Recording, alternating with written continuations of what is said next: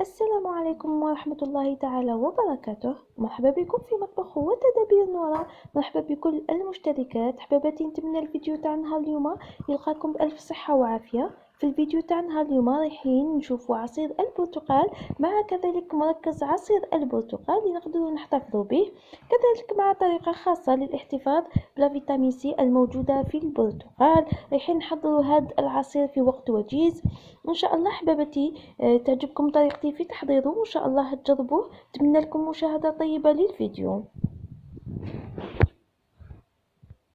بسم الله، نبداو على بركة الله. المقادير: نحتاج هنا كيلو تاع تشينا، حبة قارصة، هنا عندي حبة كبيرة، تقدروا تستعملوا زوج حبات يكونوا صغار أو متوسطين في الحجم. عندي هنا لتر تاع الماء، وعندي من 700 حتى 800 غرام سكر. نبداو على بركة الله. طريقة التحضير: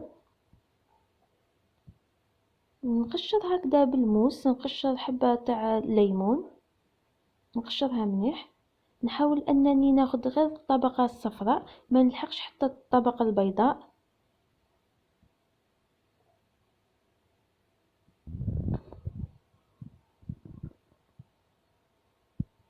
نزيد نقشر البرتقال بنفس الطريقة، نحاول انني ندي فقط القشرة الفوقانية، ما نلحقش القشرة البيضاء.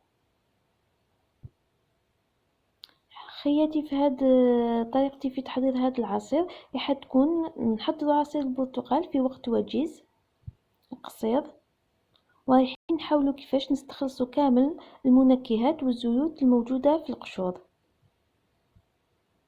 هكذا بهذه الطريقة نكمل نقشر كامل البرتقال والليمون اللي عندي. في كاسرونة نحط كامل القشور اللي كنت نحيتهم، قشور البرتقال والقارص، نحطهم في كاسرونة. نزيد لهم ريتلة تاع الماء،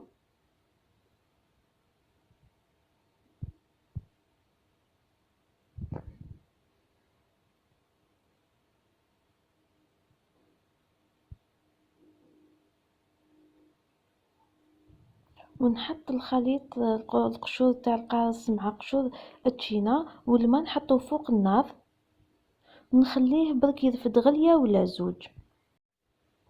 حباباتي، كما راكم تشوفوا معايا هنايا القشور تاع القارص والبرتقال راهو بدا يغلي.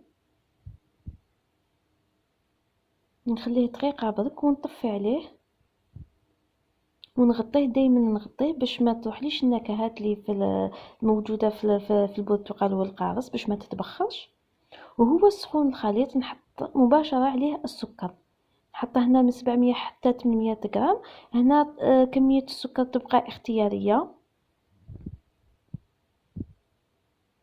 انا استعملت حوالي 700 غرام.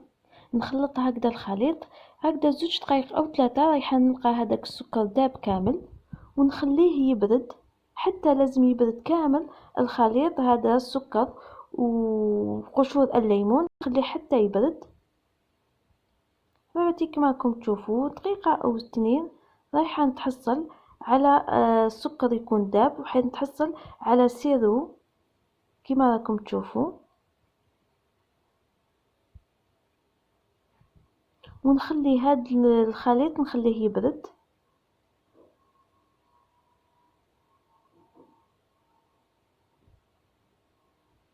نغطيه ونخليه يبرد. من جهة أخرى حباباتي، كما راكم تشوفوا معايا نعصر كامل البرتقال اللي كنت نحيت له القشرة، وكذلك حبة تاع القارص اللي كنت نحيت لها القشرة.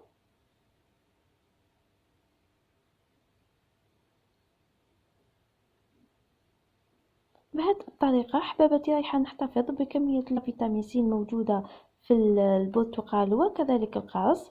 كما تعرفوا الفيتامين سي ألف فراجيل، مع درجة حرارة تكون عالية رايحة تفقد القيمة تاعها، ولهذا أنا فضلت نحضر عصير البرتقال بهذه الطريقة. بعد ما برد الخليط نحطه هنايا، رايحة نرحي كامل هذاك الخليط باش نزيد نحي كامل لي زاغوم اللي راهم موجودين في القشور هكذا. نزيد كذلك عصير البرتقال والقارص، نحطهم كامل مع بعضهم.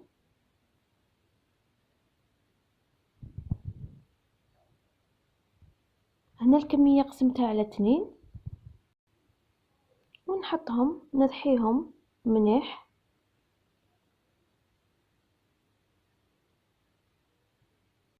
بعد ما رحيته كامل هنا نجوزو في الصفاية.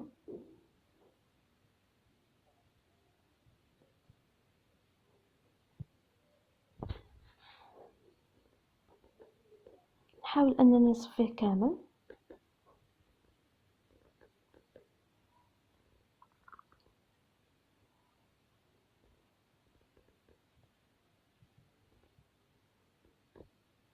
بعد ما صفيته كامل ها هو مركز العصير البرتقال اللي كنا حضرناه مع بعضنا البعض. لتحضير عصير البرتقال حباباتي هنا ناخد كاس من مركز عصير البرتقال اللي كنت حضرته. هنا القرعة تاعي تاخد حوالي ريتلة تاع ما. نحط لها 4 كيسان من الماء. كاس من مركز عصير البرتقال مع 4 كيسان. حباباتي هنايا مركز عصير البرتقال تقدروا تضيفوا ولا تنقصوا على حساب الرغبة كما تحبوا. كاين اللي يحب العصير يكون حلو وكاين اللي يحب العصير يكون في السكر سوا. اما حباباتي اللي حبت تحتفظ بمركز عصير البرتقال في المجمد ما عليها انها تكيل برك هكذا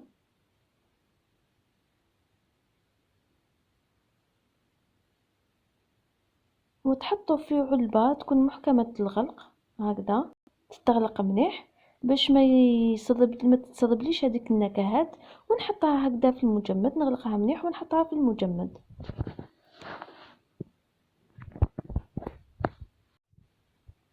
في النهاية حباباتي ها هو عصير البرتقال اللي كنت حضرته. ان شاء الله يا رب تعجبكم طريقتي في تحضيره.